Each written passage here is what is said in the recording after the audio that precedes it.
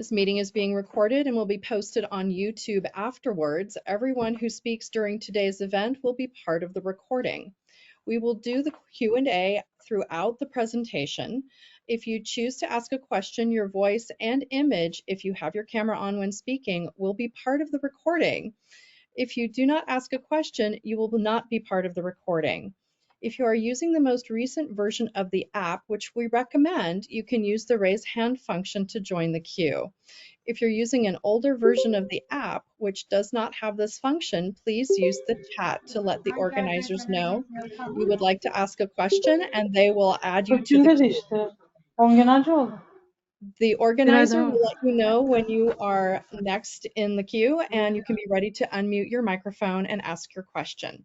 If you do not want to be part of the recording, the organizers can convey your question to the speaker.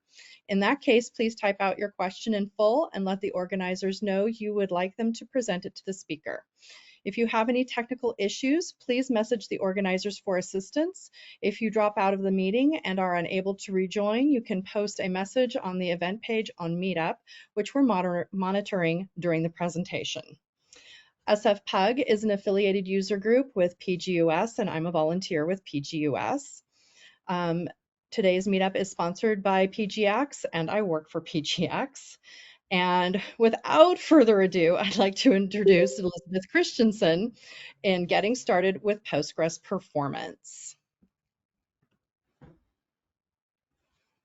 Give me 1 second. Hello.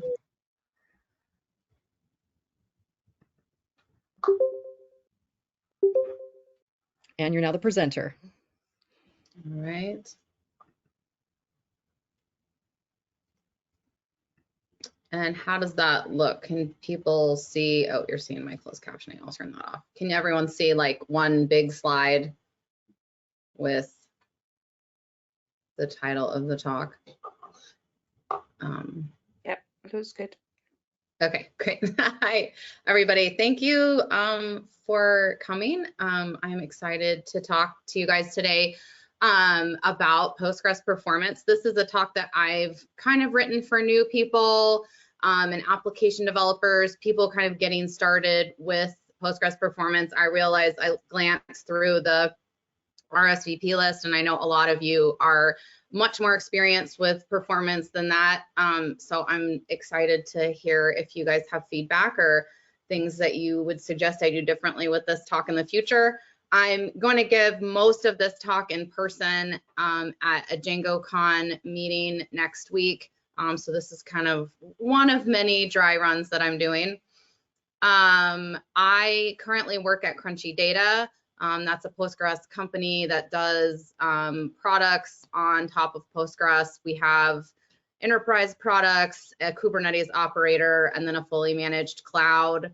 And then we do some upstream work with Postgres as well. So a lot of the stuff that I have is kind of a combination of things that I've learned from working with our really deep Postgres developers, and then things that I've also kind of seen happen with our customers, mainly kind of aimed at sort of those developers and people without like a DBA and a bigger enterprise. I also volunteer for PGUS with Catherine, so it was nice to work with her on this. And I do some coordination of communications, and I send their newsletter. I also have a user group in Kansas City. I'm from Lawrence, Kansas, so if you are ever in the Midwest, we would love to have you at one of our meetings. I'm online at various social media places as SQL is if you want to find me there. So just kind of as a introductory place to start, you know, Postgres, when you hook it up to, you know, your Python, your Django, your Rails app, you know, whatever open source application framework you've got, and connect, you know, Postgres with an ORM, it does work out of the box. So I'm not here to scare people and tell you that Postgres won't work that way. It will work that way. And there's a lot of people that have done that and never touched anything with Postgres and are getting along just fine.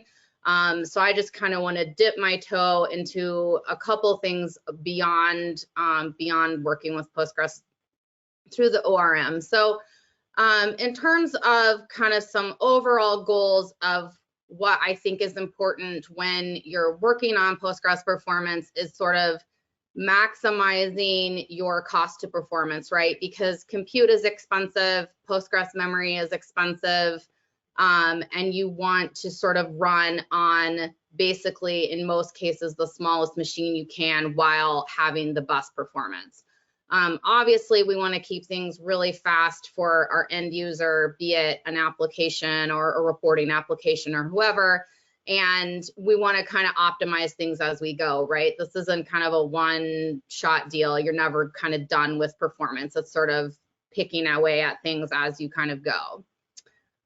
So a little roadmap of kind of some of the stuff I'm going to talk about is just the data flow, some memory settings and tuning, looking at the machine, CPU and IOPS connections, and then I'll talk some about query performance. So in the sort of big topic of Postgres performance, which I realize is kind of a huge topic, you know, there's really two things, right? There's the machine itself and the way that you're able to store and query and transform data. And then there's your individual processes that are coming from, you know, your application or what have you. And so those are kind of two separate things. The first thing, the actual machine, is a little bit easier to talk about because there's a lot of general ways that you can apply some kind of fundamentals. And then once you get into sort of individual queries and individual processes, things get a lot harder.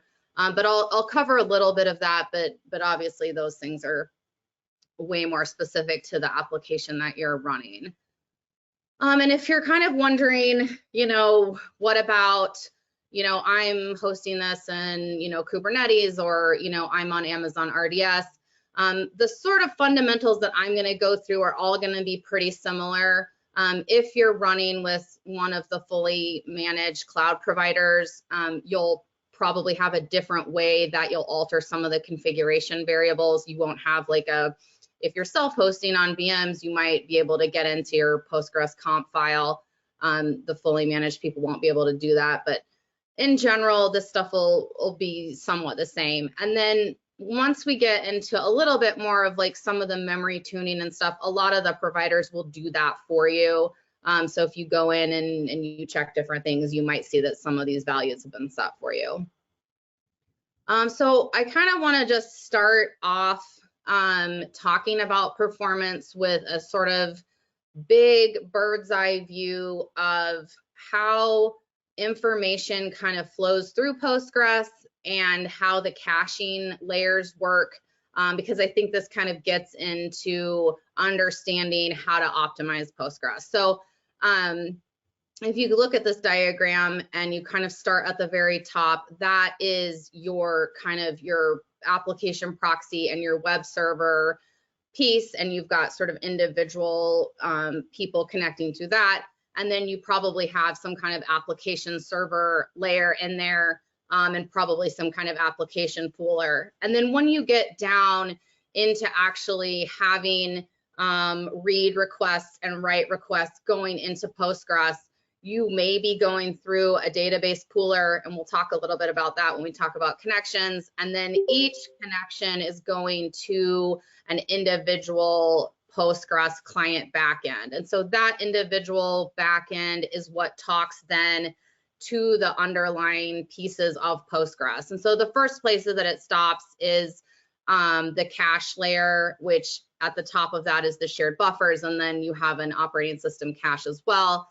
And then underneath that, you have a physical disk storage. So for any read that you're getting from the database, you can get that from shared buffers if it's already been in the shared buffer cache, or you can get it from the OS cache if it's in that cache. And if it's in neither one of those, it's going to go all the way down to the physical disk storage layer to read that data.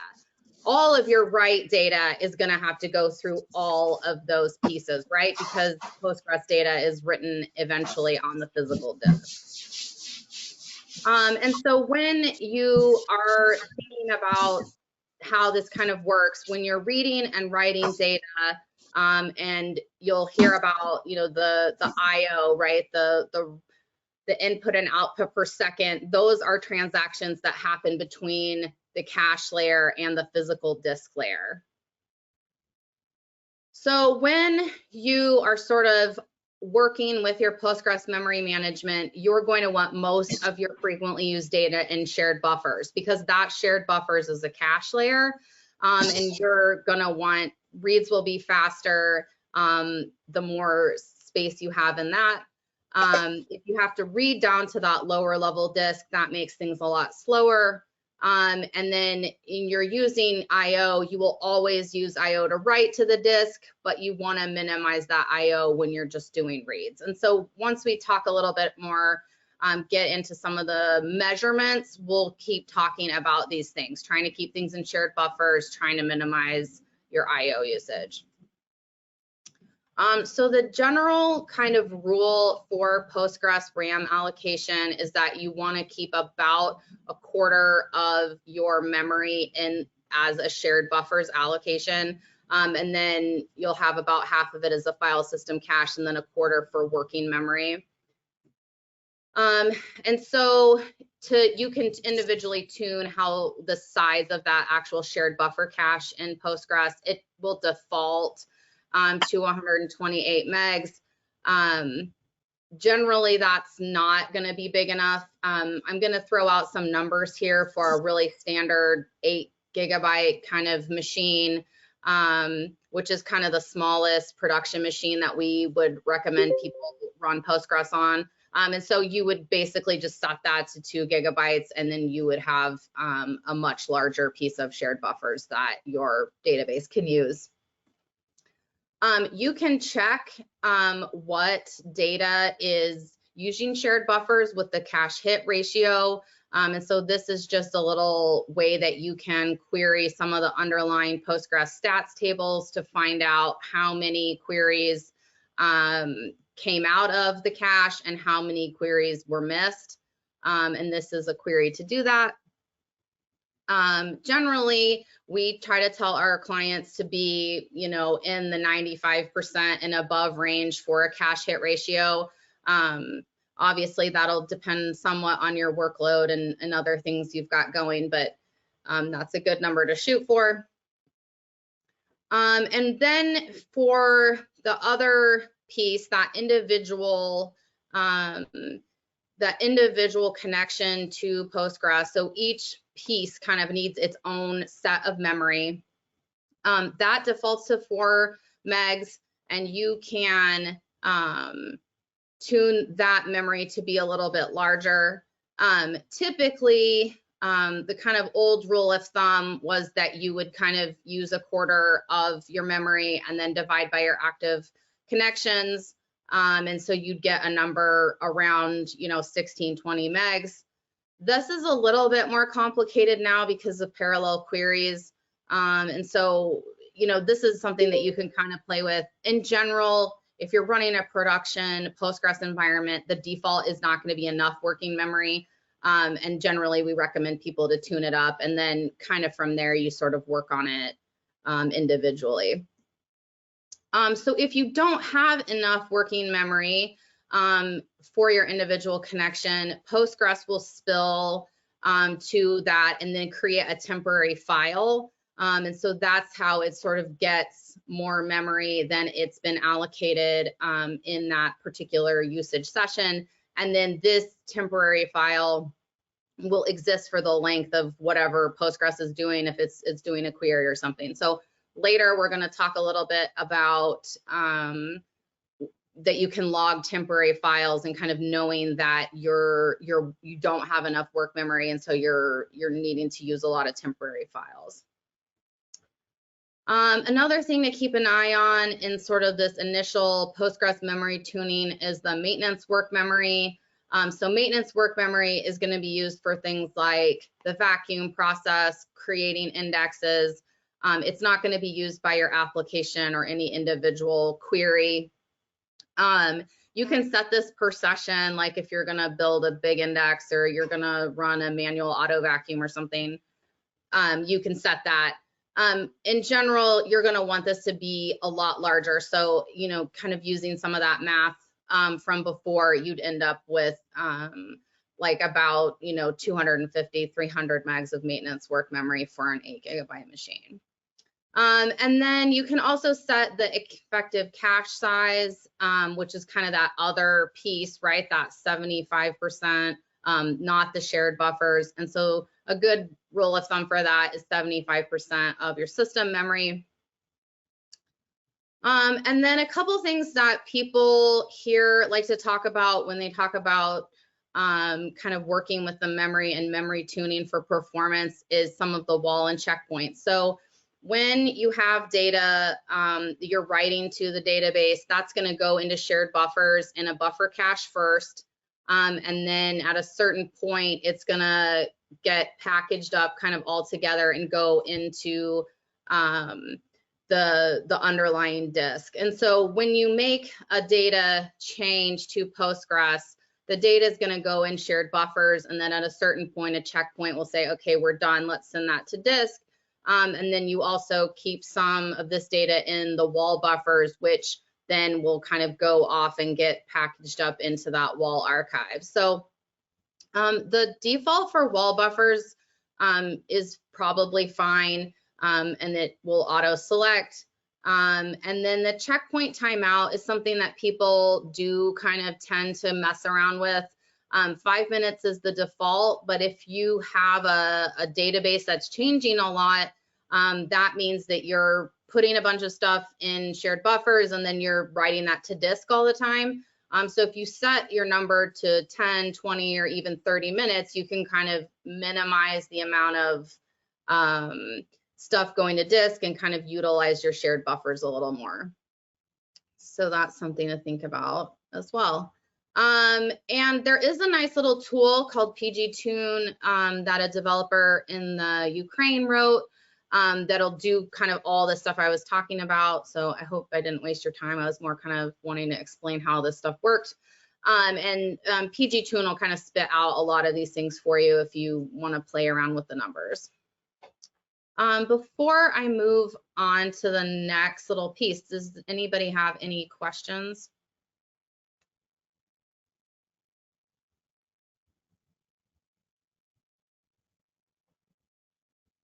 I have one. Sure. Is there any way to gain visibility into what data is in the shared buffers? That's a good question. I don't, like, you mean what query right now is coming from the shared buffers? More like what tables are in the shared buffers? Like what data is in there at any point in time? Interesting. Yeah, that's a good question. I don't know the answer to that. Maybe there's a couple of Postgres people that know more than me here. So if somebody else has a great solution for that, I'm interested. It looks like David Christensen has posted something in the chat, which is a document that a link to a document people can go to. Thank you. Well, thanks for that question. Okay, I'm going to talk a little bit more about some of the other kind of machine stuff that you might be keeping an eye on. There's lots of different ways to monitor your database, and so these are pretty general, but if you've got an open source monitoring tool or you're paying somebody to do this, or there's a lot of ways that you can do it. CPU is obviously, that's just kind of how much is going on, and all of that is in the PG stat activity table, which is one of the Postgres stat tables. And this isn't going to tell you anything more than just you've got a lot going on in your system, and it's an indication of overall load. And this is a sample of kind of what you would see in PG stat activity, and you can see the individual things that are going on. And then, if you have something that's, run away, you can obviously find that item, and then you can, kill that process if you need to.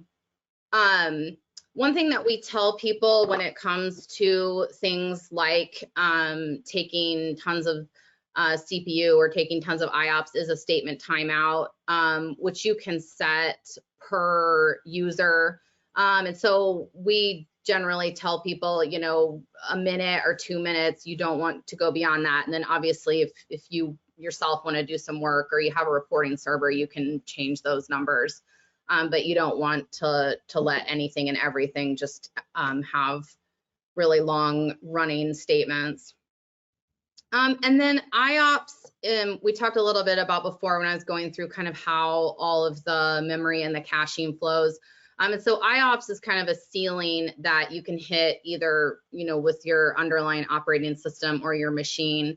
And generally kind of a way to sort of know if you've got any major performance issues, right? If you're seeing huge, you know, IOPS spikes, but you're not doing anything, like you'll see an IOPS spike if you're loading data every night. But if you're not doing anything and you're seeing tons and tons of IOPS and it doesn't make sense and all you're doing is running your application, you know, that may be an indication that you don't have enough memory and you don't have enough shared buffers and you kind of need to minimize the amount of stuff coming from the disk. Another topic to just touch on briefly with performance is table bloat.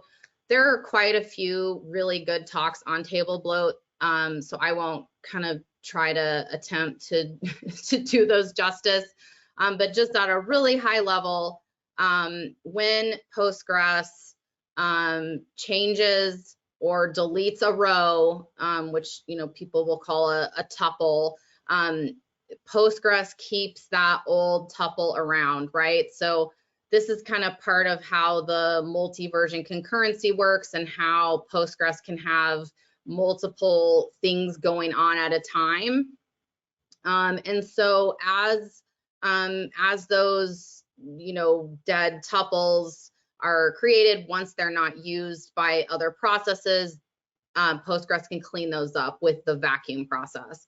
And so really what I think kind of application developers and kind of new people sort of need to know about table bloat and vacuum is that it does happen. It's part of how Postgres works. It's not a big deal. And auto vacuum, which, you know, has been around for several versions of Postgres now, is fully functional, and you don't need to do any kind of crazy weird stuff with vacuum or vacuum tuning, unless obviously you get a really big table and you're kind of in a different situation with the size of your application.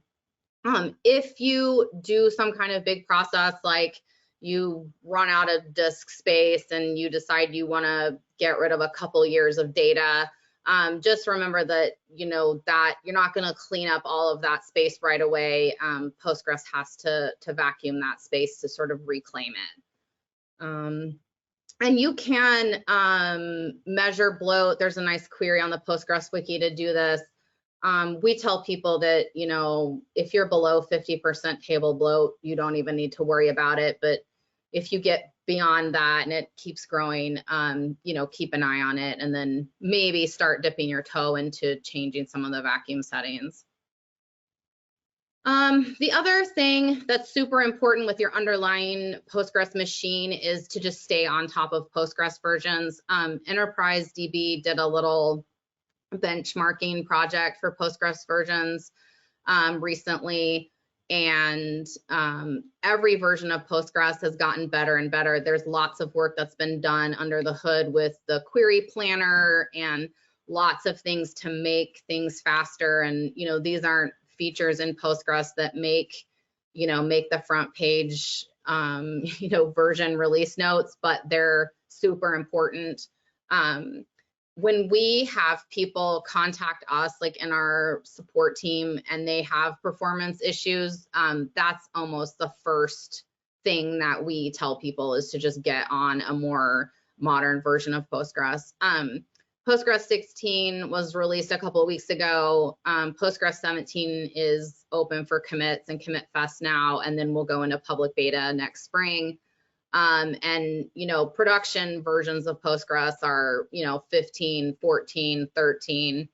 If you're on 12, 11, something like that, you should definitely get on a newer version. of Postgres. Before I move on to the next section, does anybody have any questions about the stuff I covered? And I can, let me see if I can open this chat.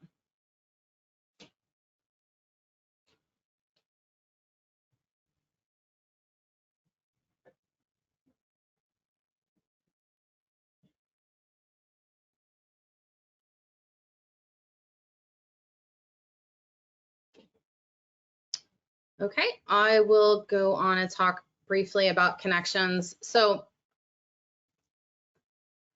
Postgres has a max connection setting that defaults to 100. In general, people tend to change this just based on the number of connections that are coming from their application and what their application web server is doing. We've had a couple people recently that I saw support tickets come through where people just set their max connections to like, 3,000 or 4,000. That's not a good idea because each of those connections potentially could take up memory.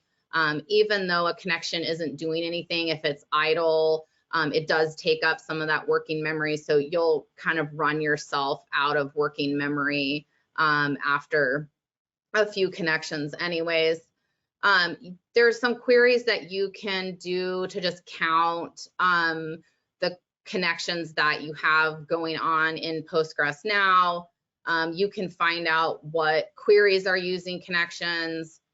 And then generally, once you get into sort of a production sized application, you're going to want to look at a connection pooler. And that'll just funnel the hundreds of requests coming from your application into just smaller amounts of requests. And then it just leaves a lot less idle connections open in the database. PG Bouncer is kind of the best in class connection pooler for Postgres. We have a little application at Crunchy, a little Django application that we have for some sales tools and kind of other things. And we probably only have a couple hundred people using it, but we put PG Bouncer in front of it and it completely changed the end user performance. So I would highly recommend that just based on my little experiment. Any questions about connection management? I know that was a little bit short.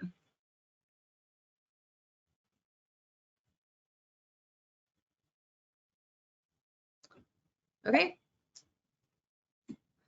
I'm going to move on to talking a little bit about how to find performance issues that aren't necessarily things going on with your shared buffers and your memory, but things that are sort of issues with how your application is connecting to Postgres and how, how it's querying data. And so the kind of main things that I'm going to go through that I think are important to look at are sort of application logs and tools, the Postgres logs, the PG stat statements extension, and then the Postgres explain plans. So for Postgres logging, if you have access to the server, you can get into the log files themselves. If you're using a managed service like an RDS or a Crunchy Bridge, you're going to want to put your logs in like a third-party logging provider. There's also some, application performance tools out there that will do a bunch of stuff with your logs. And then some of the Postgres community people really like the PG Badger extension, which kind of, I think, grabs your logs and does a bunch of stuff with it. I haven't done a ton of stuff with PG Badger other than just the very basics. So you can tell Postgres, how much you want to log, if you want to log everything, just modifications, or just, DDL or underlying table changes. You can tell Postgres the duration of the operation to log. Obviously, if you start, logging every single thing in your database, that's going to be really noisy, and then your logs are going to fill up a disk somewhere.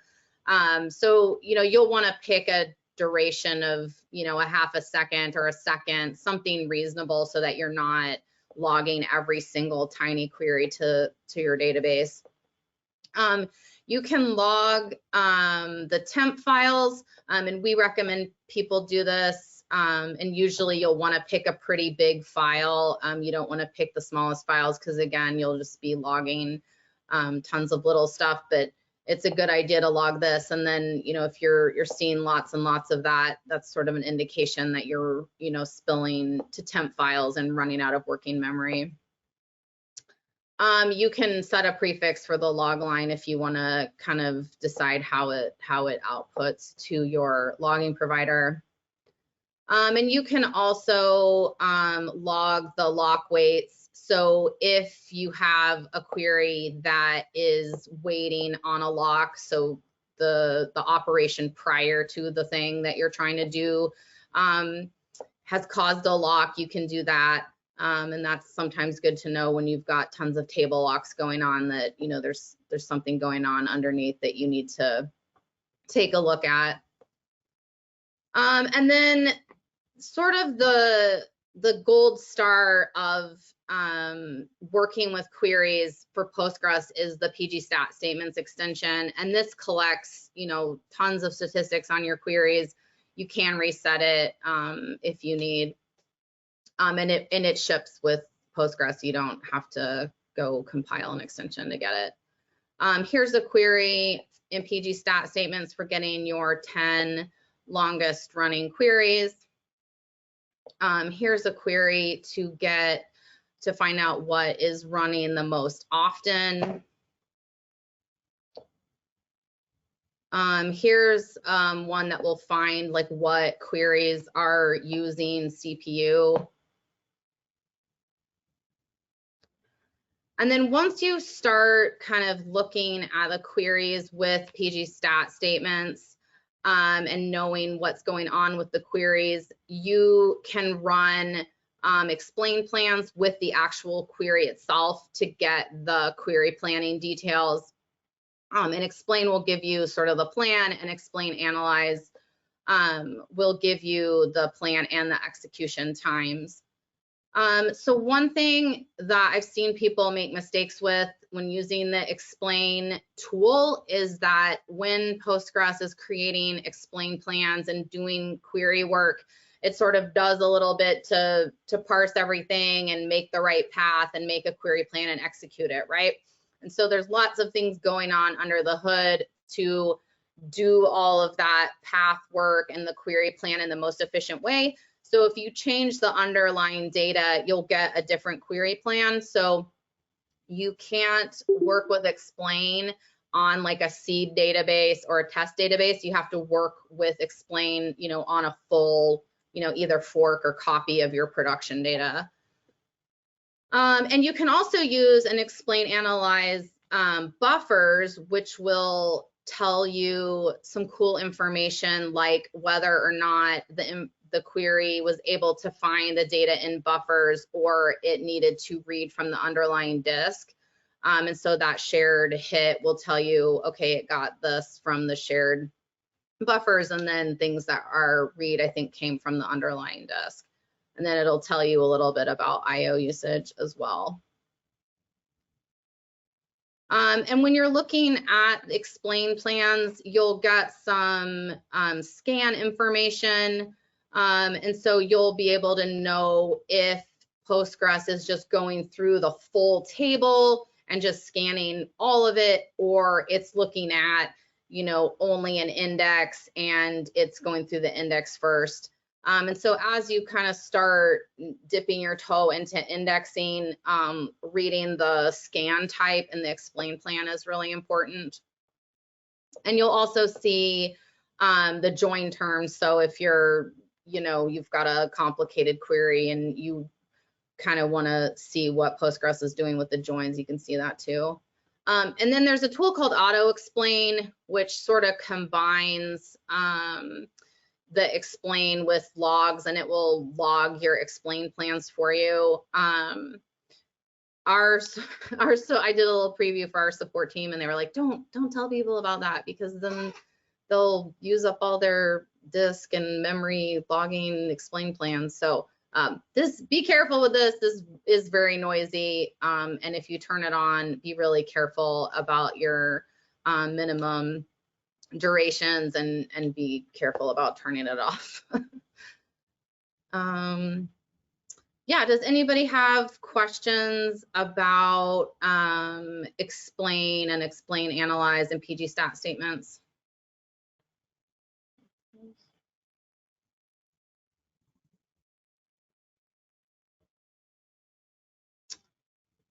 All right, so I'll just go through some really high level things that are sort of very easy getting started things you can do to kind of start fixing and making queries and things a little more efficient. So the first is indexing, which will just group blocks of data in the database so that Postgres can find it easier. Indexing works with a variety of data types. These are kind of some general rules of what type index you want to use for what data type you've got. You'll use a B tree index for most general purpose text strings, stuff like that. Brin indexes for timestamps and date ranges, gist indexes, and I think there's a new SP gist index for spatial data. And then gen indexes will work really well for arrays and JSON data. And then this is particularly important for people using and building indexes through an ORM, is that multi-column indexes can be really important, especially if you're kind of looking for stuff together all the time, like you're querying names or 2 or 3 things that come together all the time. Multi-column indexes can really help speed up all of those things.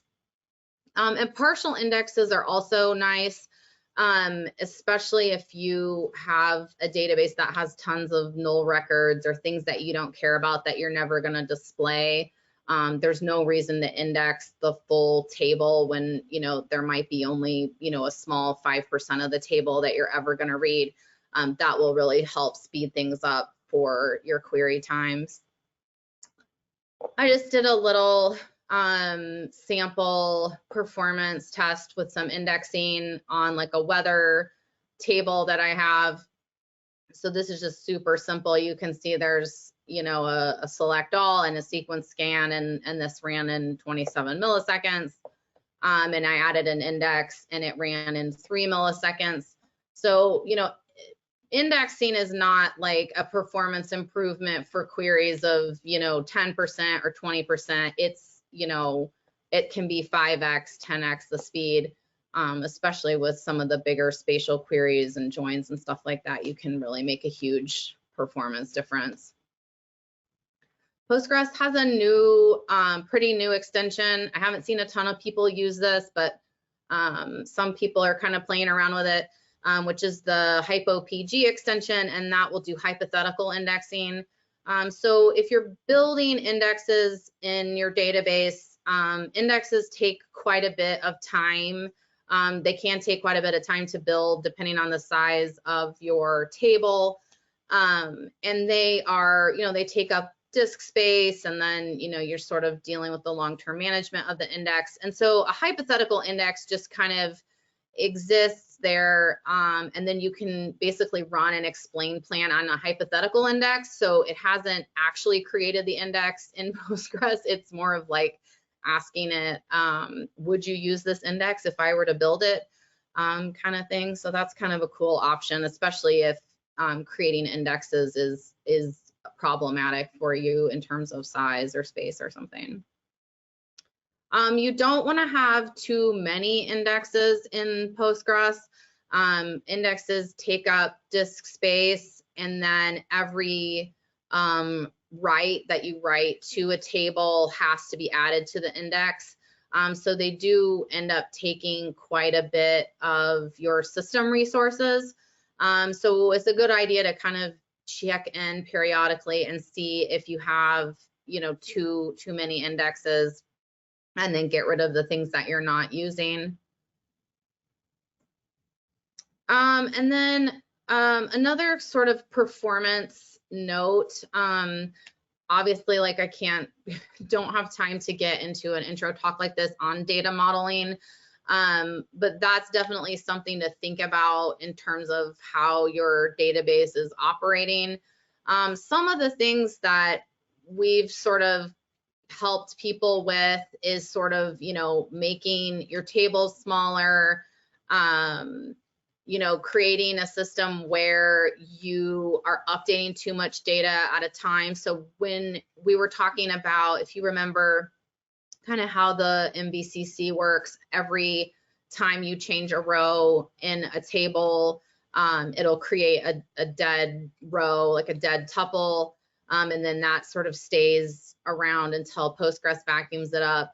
And so you want to kind of separate really frequently updated data from, huge tables. So like an example of this would be if you had, your customer database and they had, a table of customer information and all of their contact details, and you had a login timestamp for that client, right? And that login is gonna update, 20, 40, 100 times a day. Putting that login timestamp in a different table that, can be updated and tied to the person information is gonna be way better for your database instead of putting that in the same table with all of the other data that you've associated with that person. So that's kind of one little performance tip for data modeling. And another sort of data modeling and performance issue for Postgres, especially with application developers, is the N+1 query problem. Typically, this is mostly something that you only see from an ORM. It's pretty rare if you're writing SQL directly. And what will happen is that you'll kind of ask for some data and then you'll want something related to that data, and so you'll ask for that again.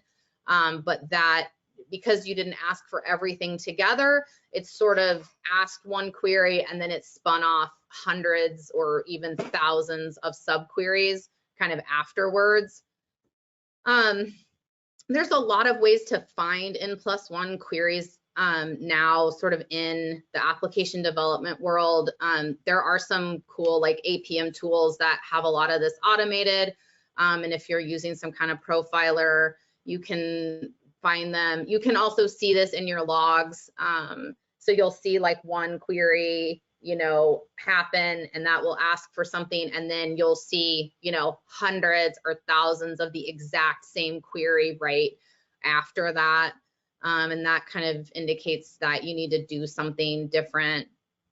You'll want to batch your related data. So these are things that you would use for Django in the Django ORM to grab related data all together so that you're not going back to the database to ask it for other things. But there's different solutions for different application frameworks. Okay, so does anybody have any questions about the last batch of stuff like N+1 queries that I talked about? Okay, I'm gonna go through my little list here of things to leave you guys with. So stop runaway queries with a statement timeout, set up PG stat statements and know your slowest queries, add indexing when you can, check your cache hit ratio and adjust your shared buffers, tune your memory and add memory if you need to. Make sure that your connections have enough memory with the work mem setting.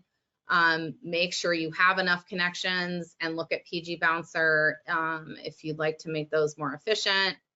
Stay on top of your Postgres versions, and that's it. I will take more questions that apparently David's going to answer on chat.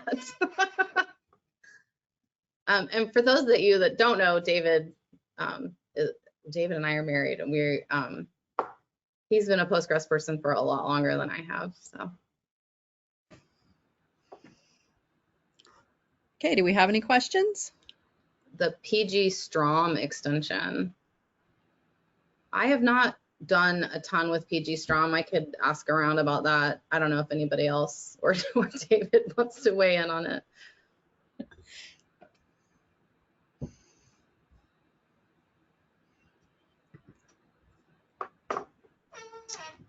And I will be at a couple conferences in the next couple of weeks. I'll be at DjangoCon next week. I'll also be at All Things Open, and then I'll be at FOSS4G the week after that. And then I help host the post-GIS day at Crunchy Data. And if you're doing spatial stuff, it's free and virtual. So.